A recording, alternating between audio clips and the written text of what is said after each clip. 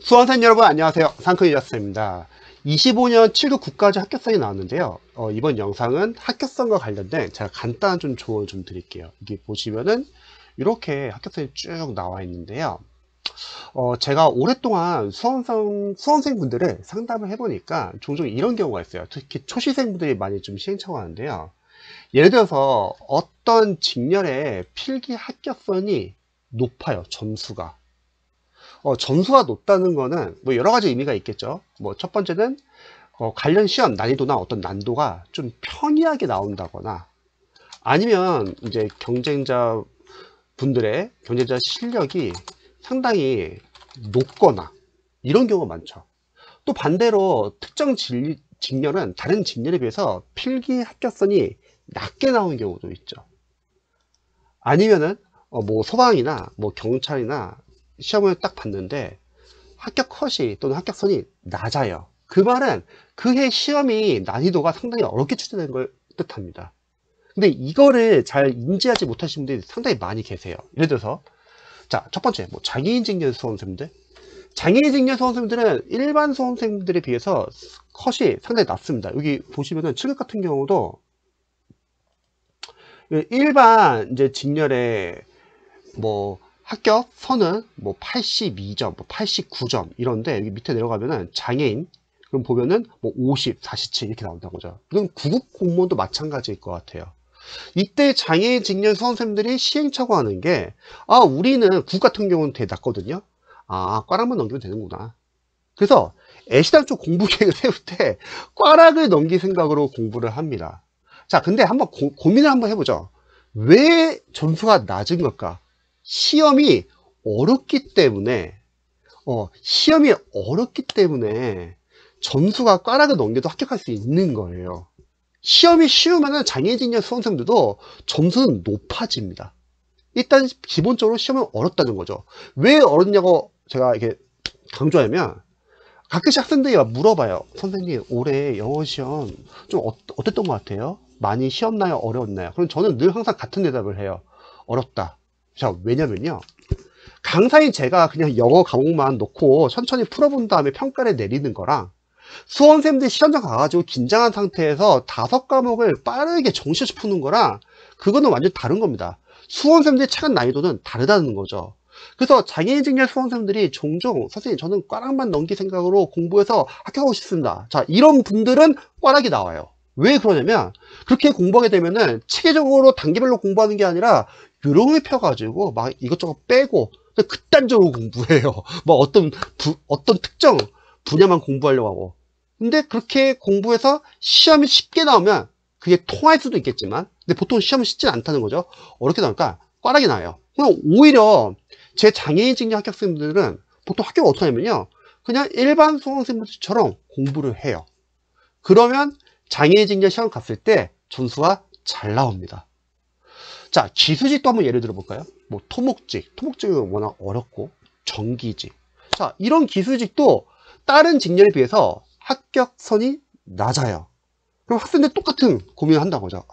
이거 좀 점수 좀 낮게 난 한 70점대를 목표로 한번 공부해봐. 그런데 자, 한번 생각해보죠. 점수가 낮은 이유는 뭐냐면 기술직은 계산 문제가 있다는 거예요. 계산 문제는 전공자분들도 문제 푸는데 시간이 오래 걸린다는 거예요. 그러면 계산 문제를 풀면서 다른 과목이 풀 시간이 부족합니다. 그렇기 때문에 전공 과목이 어렵기 때문에 국어, 영어, 한국사를 풀 시간이 부족해지고 그래서 자연스럽게 전체 컷이 낮아지는 것 뿐이에요. 쉬운 게 아니라는 거죠. 자, 세무직. 예전에 세무직 유명 강사님께서 행정직에 비해서 세무직은 많이 뽑고 그럼 괜찮아요. 많이 뽑을 수 있죠. 근데 컷이 낮아요. 그래서 세무직을 준비하세요. 이렇게 막 홍보하시는 분들 계셨어요. 근데 강사님 좀 아쉬운 게 뭐냐면 다른 과목에 대한 이해가 전혀 없으세요. 세무직이 점수가 낮은 이유는 뭐다? 계산 문제가 있으니까요. 전공 과목이 어려우니까요.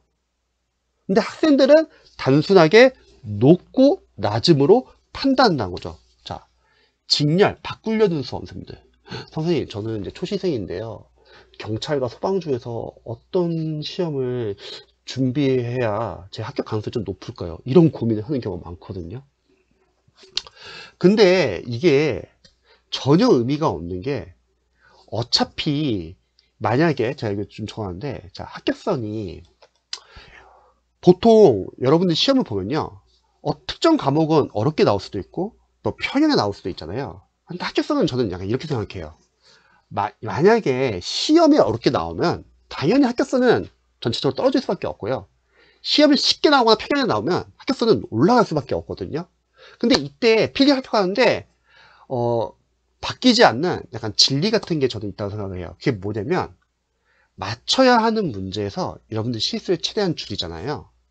그럼 합격하는 데 전혀 지장이 없다는 거예요.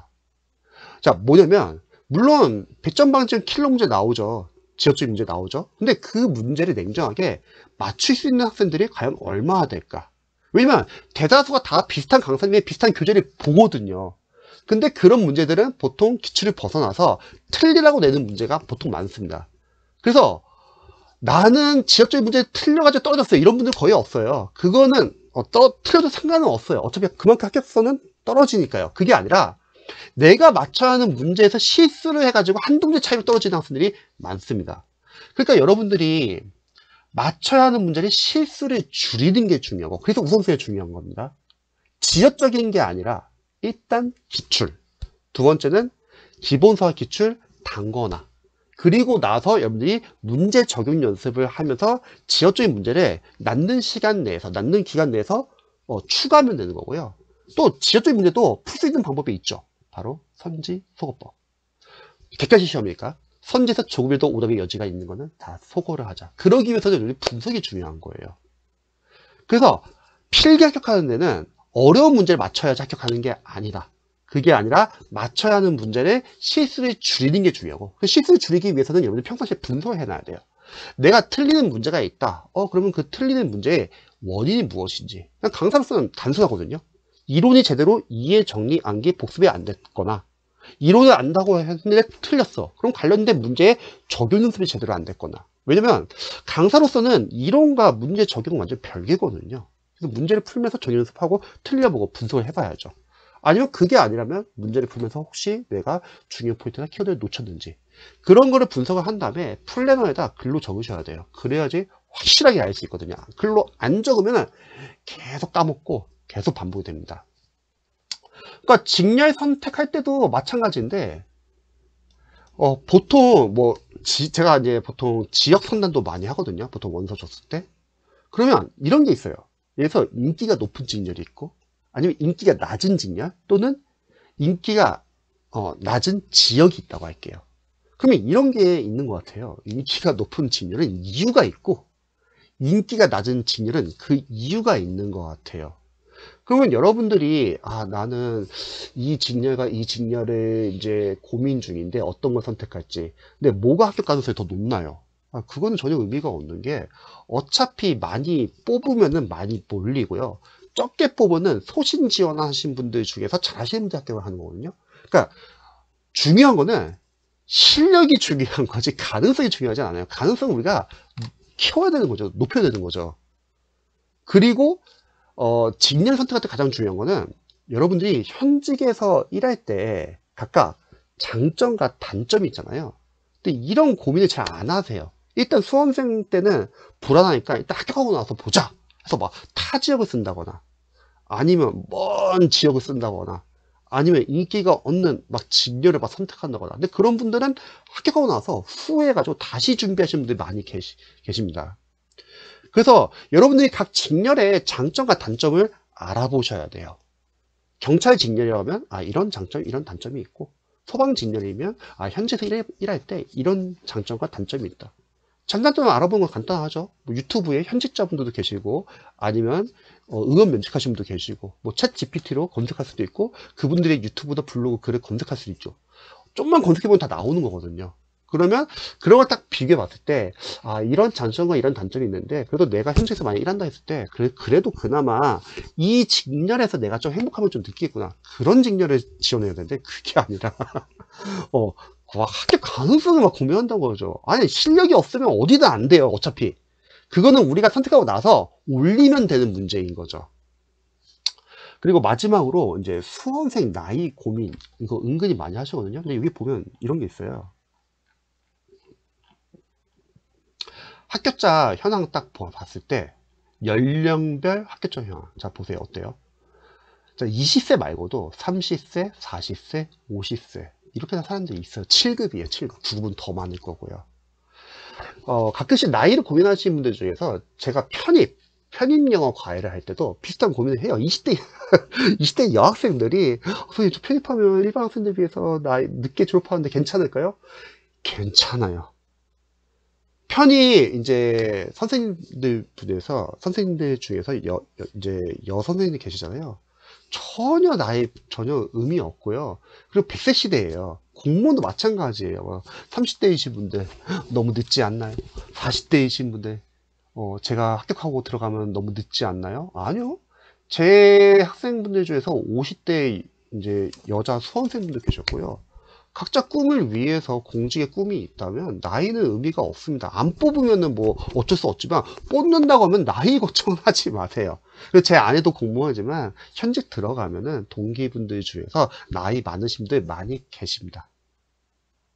그래서 나이는 중요하지 않다. 그래서 종종 수험생들이 합격선에 관련해서 좀 잘못된 정보를 가지고서 또는 편견을 가지고서 접근하시는 분들 많이 계신 것 같아요. 그래서 이런 부분 한번 참고해 보시고 여러분들이 공부할 때 한번 활용해 보시면 좋을 것 같습니다. 영상 봐주셔서 감사합니다.